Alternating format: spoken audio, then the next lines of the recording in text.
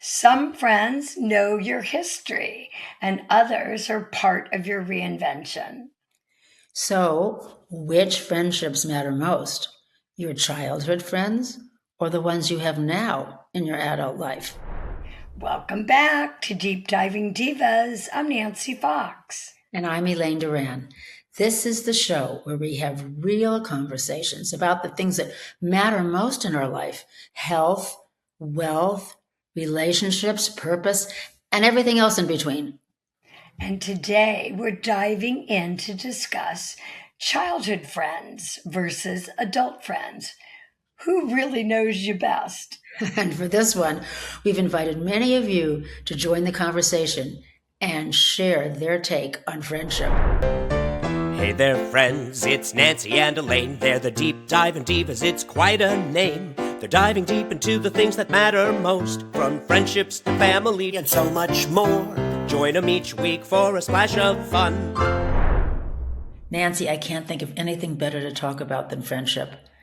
We're so fortunate to have so many wonderful friends. But, I know we were talking off camera about this, but, who knows you better? Your childhood friends that we've had since you were little kids, or your friends that you've made in the last, maybe 25 years or in our adult life. What, have you thought about that? And what would you say? I put a lot of thought into it, and I've kind of asked a lot of my friends and my family. It's a really great question because to me, childhood friends are just different than your, friends you've met in adult life, maybe 30 years or Right. earlier. And I have such good friends. And of course, you're one of them. We've been friends Thanks. for about 35 I years. made you say But that. you're a new friend. You're a new friend because, we didn't grow up together. But New like 25 years, yeah, 25, there are 30 years. 35 years, somewhere around there. But my childhood friends, my three best friends of childhood, I'm still friends with today. And I think the difference is we all know each other's backstories. And what I mean by backstory, I knew their parents. They knew my parents. Yeah. They knew my aunts, my uncles, my grandparents. My friend Shelley, we grew up in each other's homes. She was over all the time, or if I was at her house, her siblings, aunts, uncles, everything. We know each other's backstories. So as a grown up, married with kids, all of that, we don't have to discuss our backstory, but it's there. Almost like an actor that's studying a part. A lot of times, I still remember, I think it was Meryl Streep who said Yes. she likes to go to the town. She likes to really research her character, maybe where they came from, to learn their backstory. Yes. Now, the backstory never comes out, but it's there in her mind as she's playing the part. And that's really valuable. I know. And it's hard to, with a new friend, even if you told them your backstory and all of those kinds of things, they weren't there living by you. I mean, Nancy, it's the same kind of thing. And, both of us growing up here in LA together, that makes a Right. difference too. When you've grown up in the same city that you're now living in. I know you've moved up to San Luis Obispo, but for so long you were in the same city. So, it's a lot of people don't even have the opportunity to get close with their friends. They've moved to the other side of the country. But, in recent years, I had a whole set of friends when I was, doing, that with my business and my firm and all that. It was in teaching. You develop those kinds of friendships. But what's happened is so interesting, and because I'm a little bit older than you, that in the last, I'd say 10, maybe 15 years, the group of friends that I went to high school with, everybody, we kind of got together from a reunion, probably 10 or 15 years ago, and since that time, and especially the last couple of reunions, this little group of people, we just got so close. We were close then, but so much closer that because we all knew each other before, it's like family. It's like the family that you love, because some people have family that they don't love, but this is the family that you love. And so we can't wait to see each other. Sometimes we set dates to be together almost every, month, at least for dinner, and then find another excuse and another play to go to, or do something together as a group. We have one coming up this week again, and it's always just a fun kind of casual, but we enjoy it. And it's been great for the spouses too. They've become really close. So there's no way to describe that hidden magic that is behind a childhood friend. Except Elaine, that's funny that you said magic, because I was about to say magical. Same, because my dear friend, childhood friend Tracy, she was my brother's girlfriend for 6 years. From she was 15, I was 16 when we met. She literally grew up in our house. Or my other friend Lorena, we always say we're sisters separated from a different mom, because we get each other. We just, the backstories there. I adored her family as I did adored Shelley's family and Tracy's family. And maybe also childhood friends, that's the most difficult time in your life in a lot of ways. It's the most trying time. You're developing, you're growing, you're turning into from little kids into adults. And so they're there for those rough times, right? Absolutely. I just had an interesting thought though, and I was hearing about it, that, people always say, gosh, they came from the same family, but, maybe you're with your brother and your sister, they said that, your parents, depending on what age they were and where they were in their life, when that child was born, they have a completely different relationship with them, because they are older, they're in a different place, depending on what it is, than when you were born. And so that's why sometimes you have different views. Sometimes I tell my sister something about my parents. I remember, and she goes, Elaine, what are you talking about? That never happened. I said, well, you weren't even there. You were at school or something. You were off away. I was the last one at home. It was a very different relationship. But I think the reason why for friends that, especially if they're school friends, we, more than even a sister, we grew up the same age, at the same time. Right. When our parents and we were going through something. And so they know all that from that very specific time, that maybe, other friends might not know. I hope that makes sense. It makes complete sense. So you know what? We were curious what all of you thought. So we put the question out to many of our friends. Let's see what they have to say. Hi. I want to tell you who knows me better. My old friends, not so much.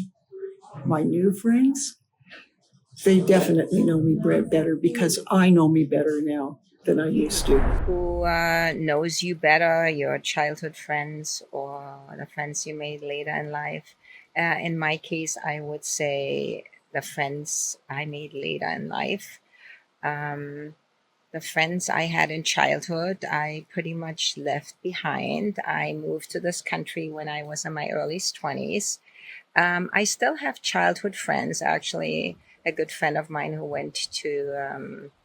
I went to elementary school with. She actually lives in California too, and that's probably one of the reasons we are still good friends. Otherwise, it's hard to keep up a friendship thousands of miles away.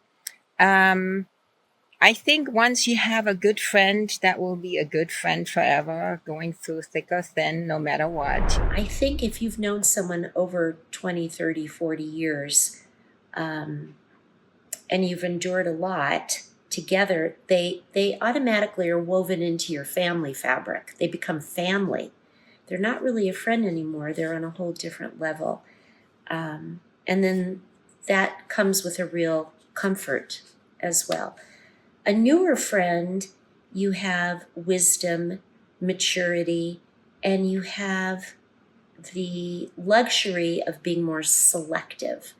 I think you're more authentic and true to yourself, and there is a level they can get to know you quicker. But in the long run, I think the core and your essence of who you really are is the long-term friend. I want to tell you about my friends who know me better, particularly my friend Judy. We've been friends since we were 5 years old. She was many months older than me, turned 6 before I did, married before I did, had children and grandchildren. And she was such a wonderful model in all of these aspects. Do we agree on everything? Do I believe in her politics? You know what? We don't talk about it. We just talk about the love we have for each other and enjoy seeing each other whenever we can. Who knows me better? The friends from childhood or the friends I met in adulthood? To that I have to say that I had a good friend growing up, but the ones that I really enjoyed the most were the ones that have known me when I was maybe, 19 and up, because we became best friends and have remained best friends. And I think that is kind of a different answer because I wasn't real young, but I wasn't an adult. But I would consider that the friends that I met, that we had kids together, took our kids to school together, had all the things of getting married and trials and tribulations. That's important. That's history. That's the history. The next question is kind of interesting. Elaine, I'm going to ask you this one first. Okay. Do some friendships have an expiration date? That's a really interesting point. I think what it might be is that some friendships you develop are based on the experiences you're having at that time. If it's a specific job that you have or a lifestyle that you're doing, whether you're in college or you're in a mommy and me group or, having a business like we both had, you have those friends at that particular time. And I think you become very close because you get together and you're always talking about that common experience, whatever it is, your jobs. And I think that I found sometimes over the years, those really wonderful friends, sometimes when you get together with them now, it's like you're not really sure what to talk about because your friendship was always based on that. If you're not teaching anymore, what are you going to talk about? I mean, you can, but there is kind of a slow expiration date. Interesting. And you know what's also interesting? No, I agree 100%. I remember always telling my kids when friendships came and went, I'm saying you could have a friend. There's many different ways to have a friendship. Let me preface it by saying that. Yeah. You might have friends that you play tennis with, you play mahjong with, cards, do whatever. Doesn't mean that those are the friends that are necessarily you're going to be your forever friends or tell your deep, dark secrets. You might, it depends. It depends how the friendship obviously develops. Yeah. But there's many different ways to have a friendship. And I marvel at men versus women. Because for the average man, that is their friendships. Like my husband's rare. He goes deep. He keeps long, forever friendships. And he talks to them, all the time. But the average man, they have their tennis friends, their golf friends. And so in a lot of ways, that's kind of cool. But women, we tend to like that sisterhood, right? So we kind of gravitate to forming friendships. But I'm good with it. Yes, some friendships have an expiration date. And I think that's just fine. It is. It's an interesting observation, but good to know. What do you think? Do some friendships have an expiration date? I think there are some friends that have an expiration date. And I wish I knew that before we became friends, because one friend blew me off. And had I thought about it in advance, I would have realized that whether she ended it or I ended it, there was an expiration date. I wish I had heads up and had thought about it to begin with. And now I'm evaluating friendships to see perhaps there are more in my life that have expiration dates. Nancy, here's another question we asked that really has turned out to be one of our very favorite questions. What is your definition of a true forever friend? I love this one. That's a heavy question. And yet, to sum it up, I'm going to sum it up quickly. To me, I'm only speaking for me, a true forever friend. Yes. my childhood friends have turned out, the three that I talked about Yeah. have turned out to be this, but so have my adult friends, you and my other friends that I like, that I cherish. Thanks. A true forever friend to me Yes. is one where no matter what, I can count on them and they definitely can count on me. At any time of the day or night, any time of the year, if I could pick up the phone and they can do the same back to me, and I know that we'll be there for each other. Through thick and thin, they see they've heard about the skeletons in your closet, everything. And Yes. yet with love, support, cheerleading, and Yes. all the above. They're not the ones that bash, put you down, have jealousy. They celebrate and they love. And so that's my definition. Oh, What about Nancy. you, Elaine? Nancy, and that is you. And that is why you have the friends. I know we have we're going to do our little love fest right now, but that's the truth, because you are that wonderful forever friend. And so are you. And so are you. Right. Well, I thought about it. I was thinking the other day that what I want in a forever friend, I guess it's the same as a definition, is somebody who really, they want to know about you first before they want to tell you about them. Because so many times somebody will call up and they'll start talking, they'll just go on to this litany and talking about themselves and blah, blah, blah. And I'm always happy to hear that. It's maybe at the end of the conversation, they might say, and what about you? How you doing? Or when you start to tell them something, then they just continue to keep going on. I've learned over the years that those are people that really, you have to take in small doses. But the ones that you really know are your forever friends. They are so interested. They always want to listen. And I think that is the most important thing. Listening, not interrupting. And maybe, as we've talked before in this show, not always giving advice, waiting to be asked if you want their advice, but they are just there for you. And that they're also there for you in the best of times when things are really great for you. They might not be so great for them at that time, but they're happy for you, because most friends are there for you in the bad times, because it's much easier to give solace to people and sympathy than it is to share joy, because a lot of people actually resent sometimes good things that are happening to somebody.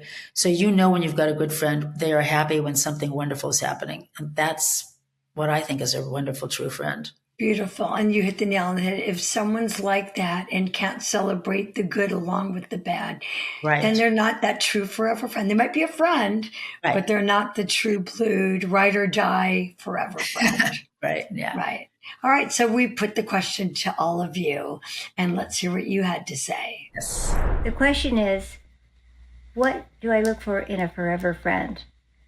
First off, trust. That's the ultimate thing, because we have to be able to count upon each other and trust each other. Know that we're safe with our secrets, that we're helpful with each other, we protect each other, we have each other's backs. And it's just that circle of two. I think this is the perfect segment, given that I have known Nancy for over 50 years. And I feel Nancy embodies all of these beautiful qualities in a friendship. So, first of all, I think the foundation of any good friendship is trust, patience, endurance, and being to withstand life's ups and downs. It's the ability to really listen fully, to take yourself out of the picture and be present for that person and take their full best interest. It's being able to vent and to speak freely together with that trust factor in mind. And it's having no expectations, just acceptance of that person wholly. It sounds like a good marriage, doesn't it? And again, I think I have been very blessed having Nancy in my life, and she embodies all of these great qualities. My forever friends, I made later in life. And even though that person doesn't have to live close to you I have very good friends I see or talk to maybe only once a year, but it feels like we've been around each other for all the time. Whenever we see each other or talk to each other, it feels like we just start wherever we left off. A forever friend is the most precious relationship in the world. There's somebody that you feel completely yourself with. You can totally trust them. They always have your back. A forever friend is there whenever you need them for the hard times. But more importantly, they're the first to celebrate all the good times. A forever friend is the most fun, deep, intimate friendship that you can have. And as the years go by and the decades go by, you end up with an incredibly cherished, sacred relationship that is one of the most beautiful things. They're precious and they should be valued. I have a forever friend. I hope you guys do too. Elaine, did you ever have a close friend? And for no apparent reason other than life happens, you lost touch. And then somehow you reconnect. Well, I was chatting with my friend Deborah. She told me her extraordinary story, and I want her to share it with all of us. Hi, Nancy and Elaine. Thanks for having me on your podcast. Nancy, a short time ago, you asked me a question about friendships. And if I had ever experienced a friend that we had lost contact with and came back into my life. And yes, interestingly enough, about 4 months ago, I was having coffee in the morning and a text came through. And it was from my best friend, Lucy. I had not had contact with her in close to 40 years. And she, through social media, tracked me down. She woke up one morning and said, I need to get a hold of my friend Deb. It was magical. It was wonderful. I, through the years, have wondered what she was doing. And we were very young. We both had children, same ages, raised them, worked together, had businesses together, pretty much inseparable through our lives. And it was just so wonderful. She was definitely my soulmate. And then life got big. When they transferred out of the state of California, it was a real hole in my heart. But, you know, life goes on and it gets busy and you're raising children and everything and you lose track. It's interesting. But that one text message coming through early that morning as I'm drinking my coffee, saying, is this my friend Deb? It was unbelievable. I got right on the phone, called her. We've talked every day since. We've texted. We've sent pictures back and forth. It's like time. There was no time between this. We just picked up from where we left off, and it was just such a beautiful, beautiful story.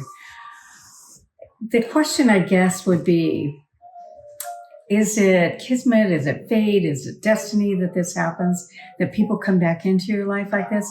I'm not sure. I only know that for this last year, I prayed for a good friend to come into my life that was studying the Bible and that we could have verbiage together and just learn together.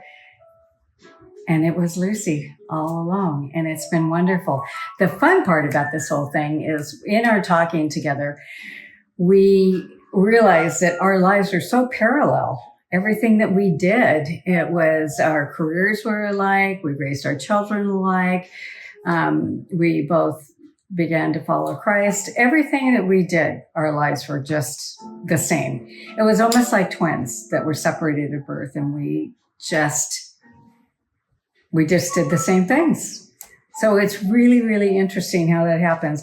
One of the things I like most about it is I believe that when somebody like that has been so close, such a soulmate in your life, in your past, comes back to you again, it is almost like your youth has been brought back. You become young again, and it just feels really good to experience this with this person once again. And Maya Angelou had a quote one time, and she said, there was no one like a friend. And I believe that to be true. Thanks for letting me share. Okay, Elaine, this is something that a lot of us have experienced. I know with my mom and her friends, a lot of times you lose friends because they're gone, they've died. You've lived long enough that they're no longer there, or maybe you've moved. So for a multitude of reasons, maybe you were a career person that didn't nurture friendships, didn't have time to nurture friendships. So here you are, you now have time, you really want friends. How does one meet friends at this stage of our lives? That's a great question. Personally, I've been fortunate because I've never had to go out and meet new friends because, as we've talked about, having old and new friends. So I've been blessed with that. But what I would suggest, and it's happened even though I didn't mean to do it to meet new friends, and I know you always hear about it, but I started taking a writing class, a wonderful writing class. And so the group, and it's it's pretty intense in that class. So people have become friendly because they share their stories. In your wherever you live in your community, there might be something there that really is something you're interested in. I mean, it could be gardening clubs, it could be a photography class, it could be anything where you meet at a community level, and the same group meets over and over again, and you develop friends through that. And a lot of times, go out for lunch afterwards. People met. Somebody invited us to their house to listen to a performance she was doing, and then had a cocktail party afterwards. I mean, it's just kind of grew into that. And another thing to do is, I love to swim. I belong to a club where we swim. And sometimes I meet my friends just in the pool. I've met friends and you get out of the pool, I never talk to them again. But in my swimming, we're doing a lot of talking. But they have been friendships on different levels. So, get out, go do the things that you like to do, whether it's a book, whatever it is. And then I think you will meet the friends there, because it is hard, especially if you've moved. It applies to dating. Same kind of advice for dating. The same kind of thing. Do the things you like to do, and chances are you'll meet people that like to do the same things. Right. So Elaine, for me, I said I've got my forever friends and my cherished friends, and that also includes my sister and my mom as my other besties. But with that said, we moved 27 years ago. I didn't focus at all on friendships because I have my long-term friendships. Yeah. But you know what? Over time, I met extraordinary women. And what happened is I first 27 years ago met one of my neighbors, Helen, who we've had on the show. Helen and she introduced me to Deborah, who owned a fabulous resale store. We started hanging out with Deborah at her store. And I said to Helen, I really like Deborah. Let's ask her out on a date, meaning a friendship date. So that's what we did. We asked Deb out. Then Deb said, I have a great friend, Lou, who we've also had on the show. Do you mind if we include Lou?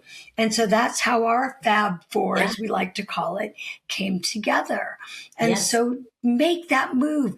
Hopefully you get to a certain age where, hopefully you're not shy anymore. Make the move. Ask the person, hey, would you like to go for coffee? Want to come over and, would you like to go meet for a drink? Something to start the friendship. Yeah, you have to make the effort yourself sometimes, because they might not even think you're available to have a friendship. Because I did have somebody say to me once, are you a social person? I just, met a longtime friend, but I hadn't seen him in many years. And I thought, what do you mean? He said, well, would you like to be going out with my wife and I, and your husband, do you like to? He had to ask me that first. I think he was thinking maybe you're caught up already in your own life. And it was a good question. I said, we would love to be with you. And yes, we're very social. So sometimes just ask, and sometimes I have some friends that have said to me, you know what? I have to say, I have my capacity of friendships and I can't extend myself anymore. So I purposely know when I have to draw back and not, get involved. So, I think that's something to ask. You just try. Yes. All right. This has been such a rewarding, enlightening, and for me, very rich show. And so thank you all for joining us. I think it's been a very truthful conversation. And something that particularly women, and I wish that men had more of the opportunity or the urge to focus on friendships. It's something you really have to learn. It's not a trait that they have, although my husband does, but not, as you said too, Alan doesn't, he does. Alan's amazing. He nurtures his friendships. Yeah. So it's wonderful for everybody. We need our friends. It was great. And all of you out there are our friends. We can't wait to meet you all. That's right. Thank you. Thanks.